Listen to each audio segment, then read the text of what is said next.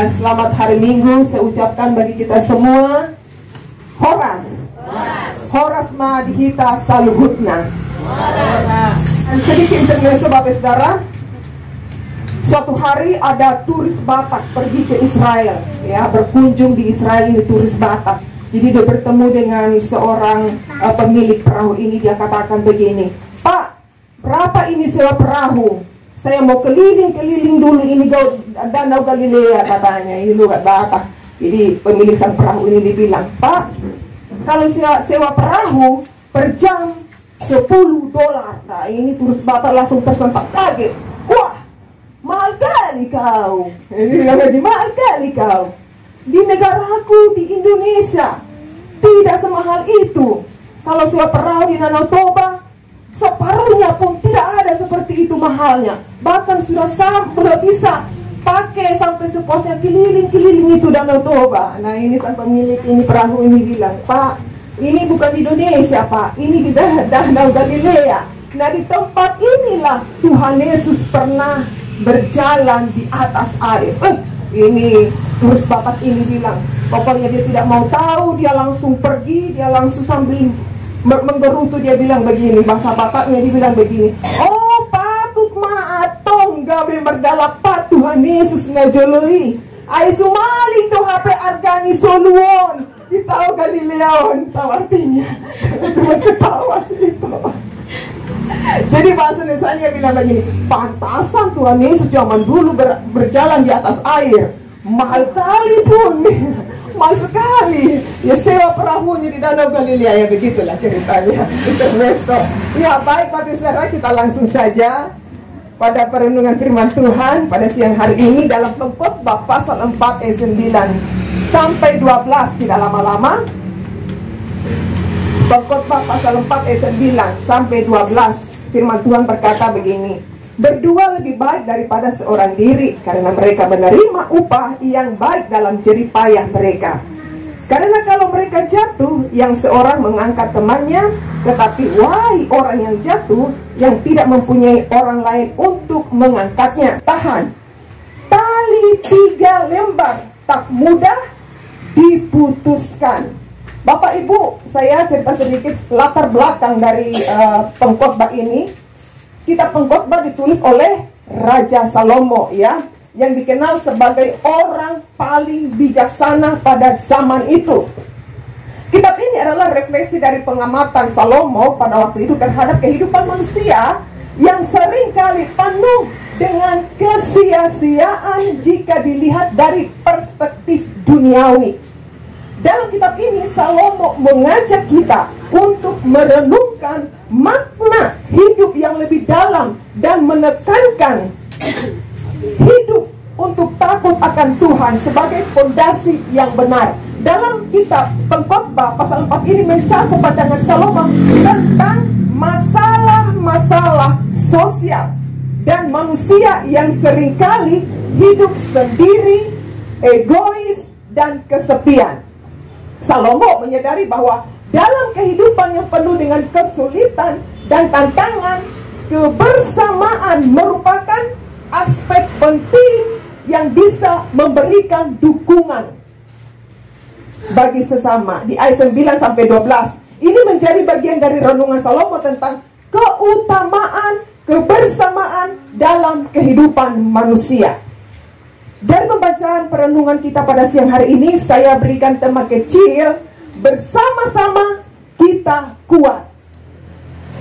Bapak Ibu yang dikasih oleh Tuhan, kita tahu dalam budaya Batak, semangat kebersamaan atau gotong royong merupakan fondasi yang sangat kuat, Bapak Saudara.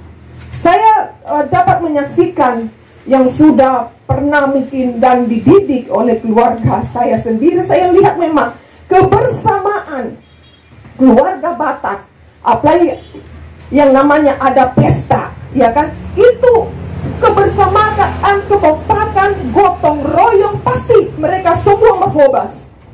Tahu merhobas yang lain, semua sibuk ikut ambil bagian. Tidak ada yang satu santai hanya memandang, melihat, tidak. Semua ambil bagian, apalagi ibu-ibu merhobas semua di dapur.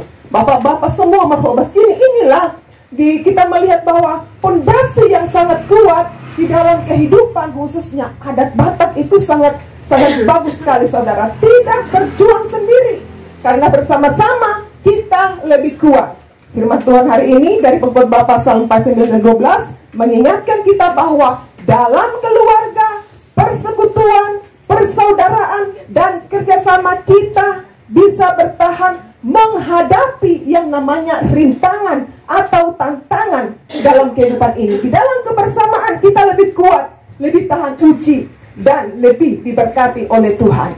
Bapak Ibu, ada beberapa poin penting yang kita ketahui. Apa saja dampak dari kebersamaan itu? Yang pertama, kebersamaan membawa kekuatan dan dukungan. Di ayat 9 ayat 10 tadi dikatakan di sana, berdua lebih baik daripada seorang diri, karena mereka menerima upah yang baik dalam jerih payah mereka. Karena kalau mereka jatuh, yang seorang mengangkat temannya.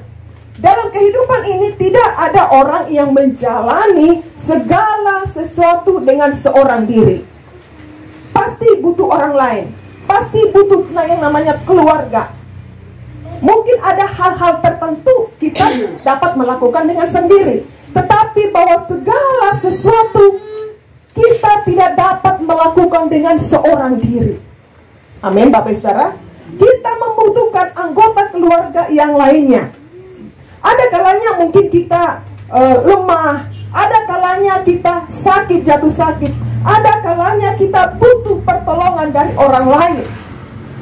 Dalam kebersamaan ini kita bisa saling menopang, saling menguatkan, memperhatikan, dan saling membantu. Ketika satu orang yang jatuh, bukan sebaliknya, saudara, menjatuhkan lagi, tambah dijatuhkan, tidak, tapi mengangkat, menguatkan.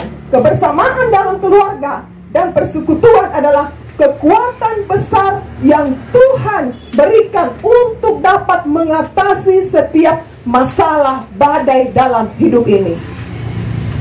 Contoh ya, orang Batak, masyarakat Batak saat ada pesta tadi saya jelaskan, itu semuanya ada kesulitan, ada kebersamaan yang indah supaya acara itu berjalan lancar. Dan saya juga percaya keluarga di tempat ini tidak hanya bekerja seorang diri. Betul Ibu? Mana Eda? Apakah hanya seorang diri bekerja di dapur? Suami tidak ikut membantu atau anak?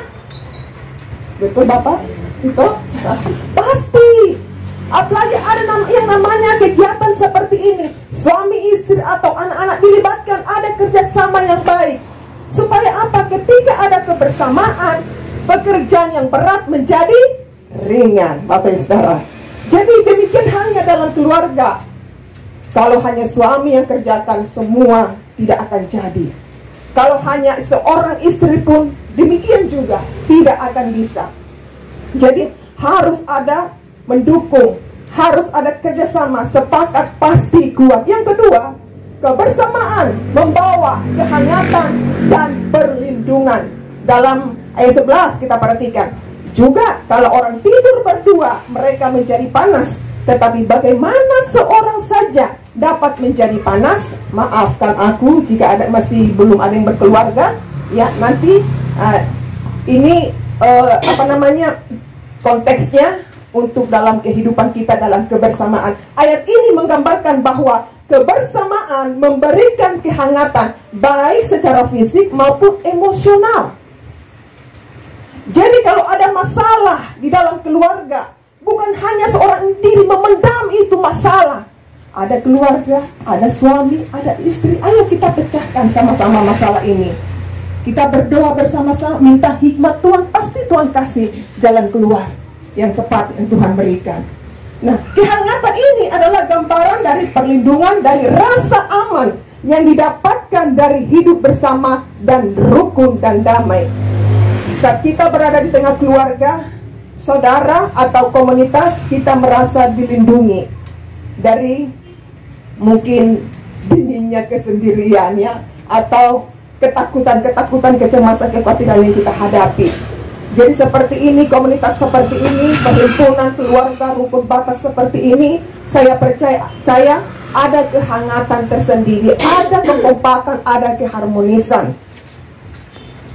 Yang yang terakhir, apa saja dampak dari kebersamaan itu? Kebersamaan membawa ketahanan. Di dalam ayat 12 kita baca sekali lagi. Dan bila mana seorang dapat dialahkan, dua orang akan dapat bertahan. Nah, ini yang unik. Tali 3 lembar tak mudah diputuskan.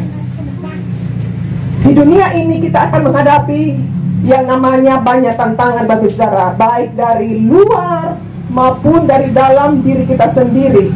Namun ketika kita berdiri bersama, kita akan lebih kuat untuk menghadapi yang namanya setiap tantangan. Sama seperti yang dikatakan tadi oleh Salomo, seperti tali 3 lembar yang lebih sulit diputuskan daripada satu tali. Ini bagus sekali saudara perumpamaan ini. Kita tahu kalau hanya satu tali itu akan gampang sekali, mudah sekali terputus. Tapi tiga tali itu akan membutuhkan proses untuk terpisah atau terputus. Demikian halnya kebersamaan kita. Hidup kita menjadi lebih kuat ketika kita saling mendukung, ada kerjasama, saling bergandengan tangan, dan berdoa bersama. Amin bagi saudara.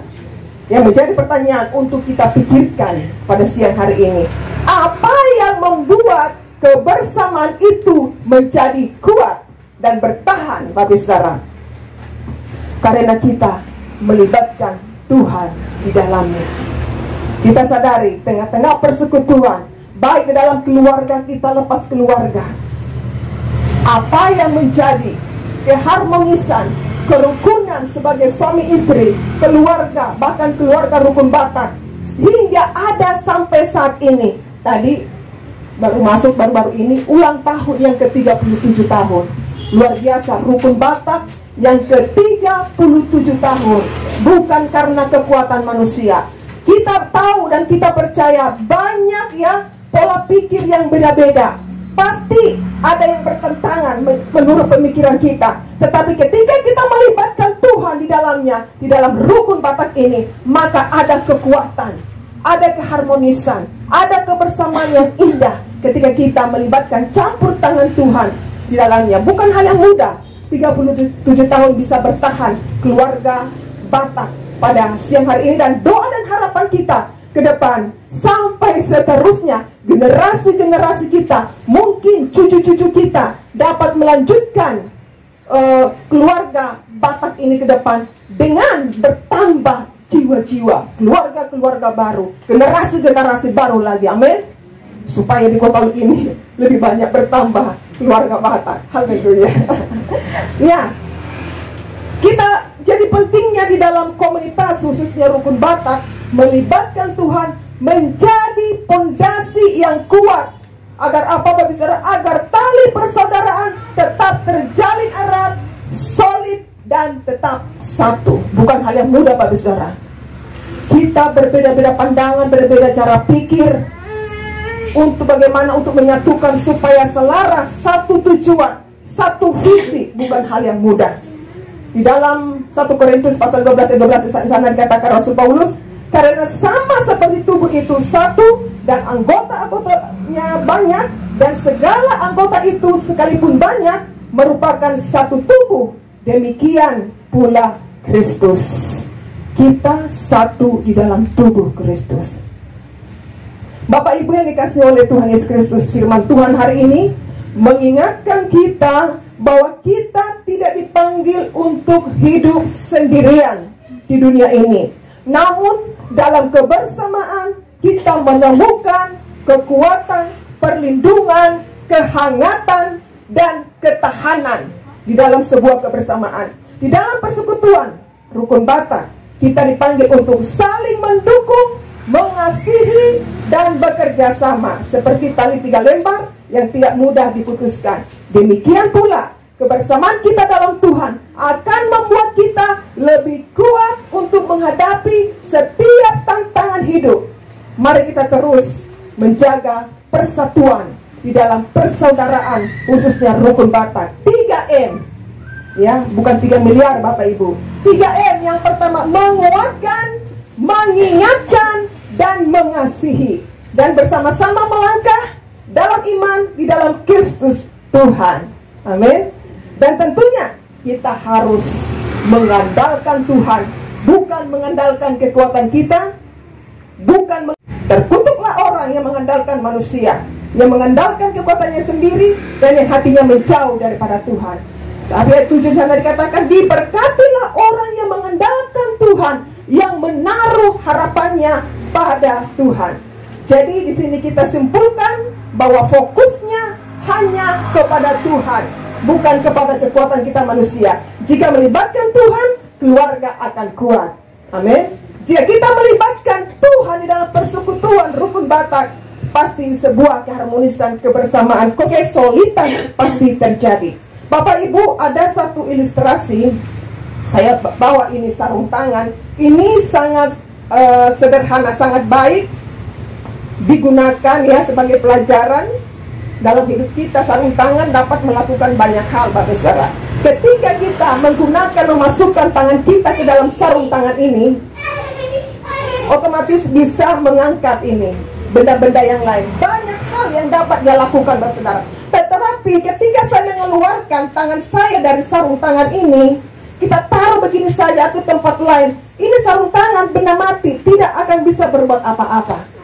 Seperti Rasul Paulus di sana dikatakan bahwa segala perkara dapat kutanggung di dalam Dia, Yesus yang memberi kekuatan. Artinya apa, Saudara? Di luar Tuhan kita tidak akan mampu untuk menjalani, menghadapi yang namanya tantangan kehidupan ini.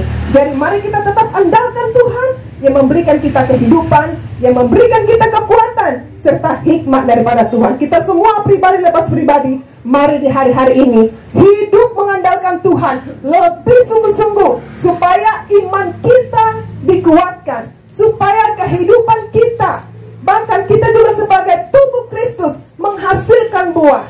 Ketika kita hidup di dalam Tuhan, menghidupi firman Tuhan, otomatis mindset kita, pola pikir kita akan diubahkan.